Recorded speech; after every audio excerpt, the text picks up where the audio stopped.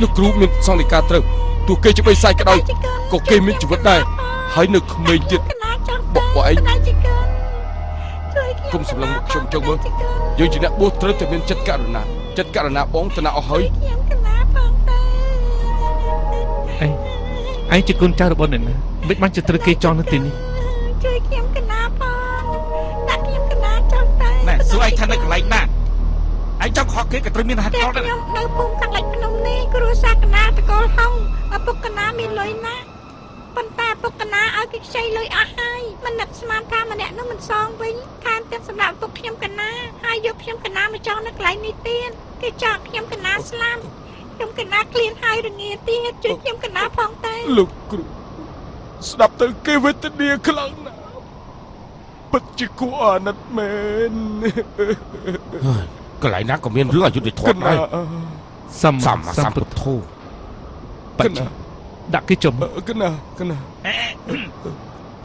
ថយចេញបដៃជាកូនជួយកណាផងឲ្យចាប់ឡើងអាយ៉ាស្រេចចុះមកអរគុណបដិជគុណសូមថ្វាយបង្គំបដិជគុណអាគុណបិសាចឯនេះឯងចង់លេងល្បិចនៅមុខជីតាស្វារបស់ឯងផងហ៎ឯងសាកបុតទឹកពេកអីខ្ញុំមិនមែនបិសាចទេមិនមែនជាបិសាចទេបញ្ចេញឆ្នាំនេះអាយុប្រហែលឯង11ឆ្នាំអូ11ឆ្នាំហ៎បើទោះជាមួយឆ្នាំឡើងសាច់មួយនាលឯងក៏គួរជា11នាលដែរហេតុអីក៏ស្គមយ៉ាងនេះហ៎ខ្ញុំអត់បាយហូបអត់មានសាច់តែគាត់ទីស្រាលហើយចាប់ខកទៀតហ៎ឈប់និយាយទៀតទៅឆាប់បីគេដាក់លើក្នុងសេតទៅតោះគ្រូតោះយើងតោះខ្ញុំឲ្យលោកអ៊ីវខ្ញុំ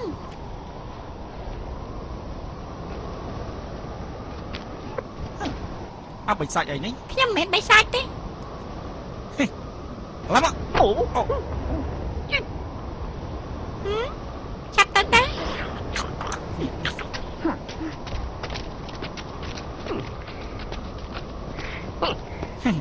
ងឃើញខកអាស្វាយំផងមើលទៅប្រសងទាំង4នេះមានតែគេទេដែលពិបាកបើមិនកម្ចាត់គេទេមើលទៅចង់ស៊ីសាច់ខាងជ័យនោះពិតជាពិបាកហើយប្រាយុទ្ធសិលនេះសង្កត់គេស្លាប់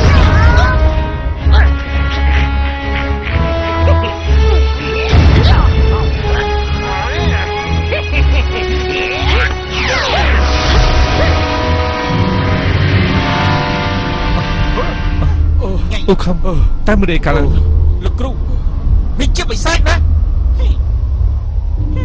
អាស្វាឯងនេះសាហាវណាស់ទោះជាយើងចង់ស៊ីគ្រូឯងក៏ដោយតែយើងមិនបានធ្វើអីផងឯងសាហាវដាក់យើងចឹងទៅហើយចាំមើលយើងសងសឹកឯងយ៉ាងម៉េចខ្លះ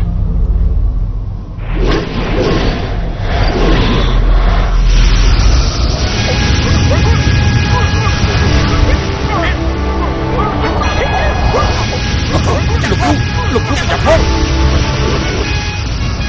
លោកគ្រូប្រយ័ត្នលោកគ្រូចោលទៅណាលោកគ្រូប្រយ័ត្នផងលោកគ្រូ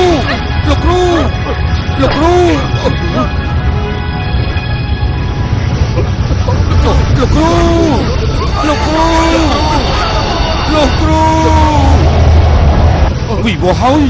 ចោលគួរយកលោកគ្រូទៅបាត់ហើយអាយ៉ាលើកនេះពួកយើងចប់អើយលោកគ្រូស្រាលដូចស្មៅអញ្ចឹងឥឡូវនេះត្រូវខ្យល់គួរយកទៅបាត់អូនអញនិយាយទៅលោកគ្រូណាស់មកស្ដាប់តាមសម្ដីយើងសោះហើយយើងមានភ្នែកមាសយើងចេះមើលបិសាចទីបំផុតត្រូវបិសាចប្រយុទ្ធសិលសូមយកលោកគ្រូទៅបាត់ខ្យល់ភ្លើងបាញ់មិញនោះប្រកាសចែកក្មេងនោះវាជាអ្នកធ្វើឯណាលោកតាមចាស់ដីវាចេញលៀបមក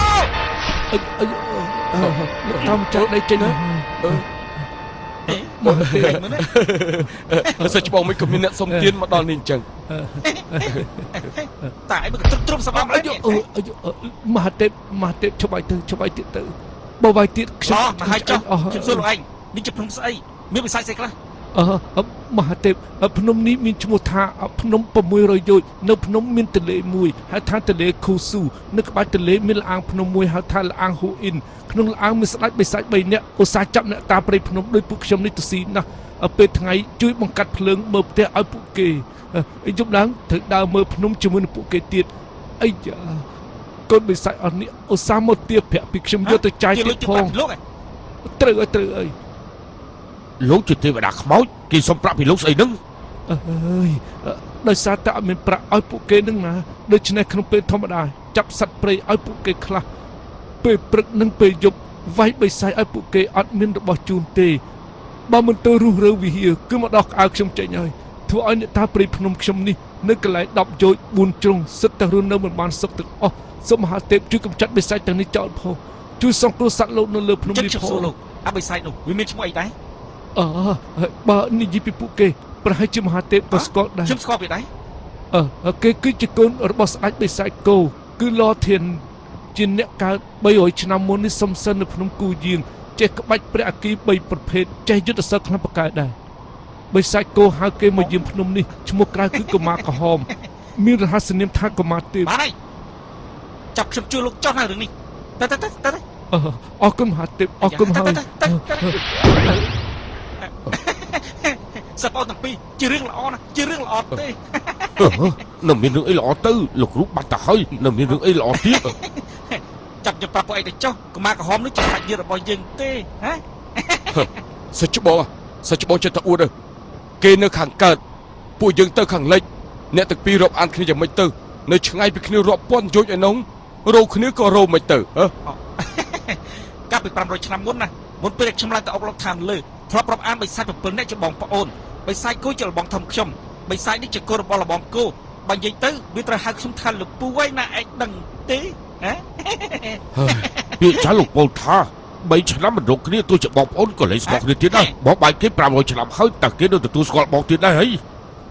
អាសាឯងនិយាយពាក្យទាំងអស់នេះធ្វើឲ្យយើងតិចមកចំហៀងខ្លួនតែហ្មងហើយ មិនបានទៅពួកឯងដល់គ្នានិយាយអញ្ចឹងពាក្យចាស់ពោលថាចរស័ព្ទចូលសមុទ្រមានរឿងទៅបងប្អូនសិក្សានឹងគ្នាទោះជាគេមិនទទួលស្គាល់យើងជាបងប្អូនក៏មិនហ៊ានស៊ីលោកគ្រូយើងដែរណាហ៎ បើសិនច្បងនិយាយអញ្ចឹងខ្ញុំក៏ទុកចិត្តសិនច្បងដែរ អាចរូបទៅជួយលោកគ្រូជាមួយនឹងយើងអារ៉ាក់ឯនេះទីនេះមើលសេះស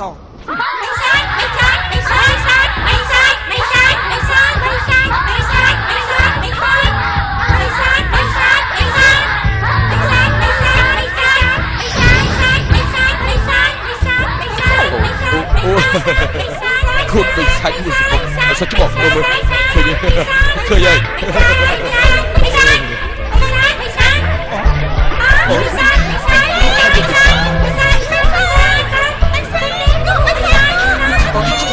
ពួកឯងជិបបិសាច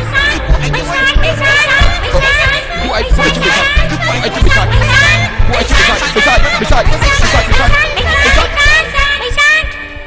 ប្រសងខាងចេះសាច់បាត់ល្អណាស់ប្រកបលោកម្ចាស់សាច់ធ្វើរបៀបមិនទៅឆ្ងាញ់យើងមិនដែលហូបសាច់មនុស្សផងយើងមិនដឹងតែឆ្ងាញ់ទៅហា លោកម្ចាស់ទៅ តូចទេ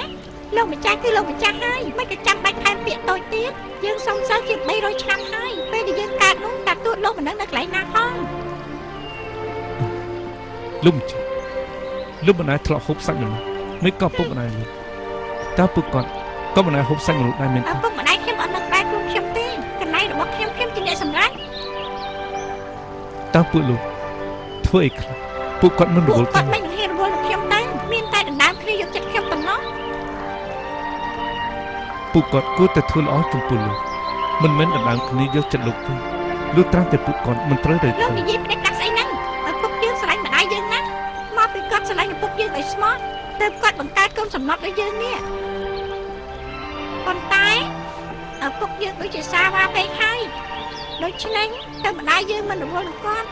ឪពុកយើងសប្បាយណាស់រស់នៅអោបឆ្វេងអោបស្ដាំលោកជាប្រសង់តែអាចចូលដែរទេ សម្មាសម្ពុទ្ធការពិតគឺអញ្ចឹងទេកូនប្រុសអាត្មាគ្រាន់តែជាមនុស្សធម្មតាទោះហូបសាច់អាត្មា